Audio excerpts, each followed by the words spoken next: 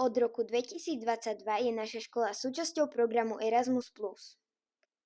Hlavným projektom našej školy boli historické ekopomôcky v inkluzívnom vzdelávaní, na ktorom sme spolupracovali s partnerskými školami v Česku a Maďarsku, ktoré sme aj navštívili. Naši žiaci sa zúčastnili viacerých mobilít, napríklad práve v Česku a Maďarsku, alebo aj v Chorvátsku, a pár ich ešte stále čaká. Čo zažili a videli tí, ktorí už na mobilitách boli? Sme boli v Česku v Jedomniciach a veľmi sme si to užili. Najviac sa mi páčila plavba na lodiach a chytanie. To som ja. Boli sme aj v múzeu v Česku, boli tam vlastne fyzikálne aj chemické jamy a veľmi sa mi to páčilo a bolo to aj poučné. Ja som bol v Ostrave a najviac sa mi tam páčila aj ich kultúra a aké športy oni vedeli vykonávať. Ja som bol v Chorvátsku, mi sa najviac páčilo to more, najlepšie bolo jedlu, som mohol prepať a prísť. To je všetko. Takže teraz sme deviatačky, ale v 7. ročníku sme boli na Erasmus v Maďarsku. Máme stále podľa mňa najlepšie spomienky. Napríklad najlepšie boli podľa mňa izby a večerné aktivity, pretože bola veľká sranda. Napríklad sme mali aj veľa zábavy na plavárni, čo sme boli. Potom navštívili sme rôzne kultúrne pamiatky a mali sme aj aktivity na námestí. A s kamarátmi už nie sme v kontakte, pretože nemáme len kontakt.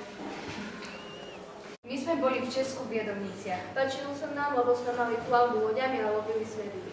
Našli sme si aj kamarátov. A na čo sa tešia tí, ktorých to ešte len čaká? Ja idem do Viedne a najviac sa teším na ich školu a zistím, ako sa tam učia iné deti a na rôzne múzea a kultúru vo Viedni.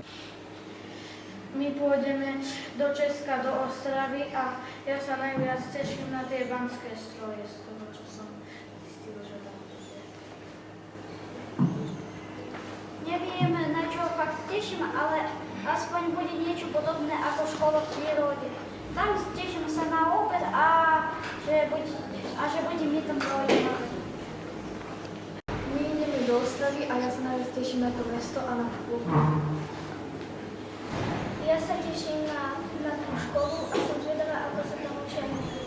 No, my ideme do Viedne, ja sa najviac teším asi na to, ako spoznám to mesto, akože Viedeň. A no všetko sa vlastne teším. Idem tiež do Viedne a teším sa najviac, ako spoznám tú školu lesnícku a ten práce. Takže ja sa dosť teším do Viedne.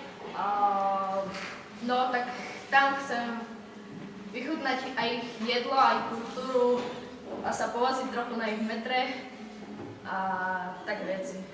Možno do Starbucksu.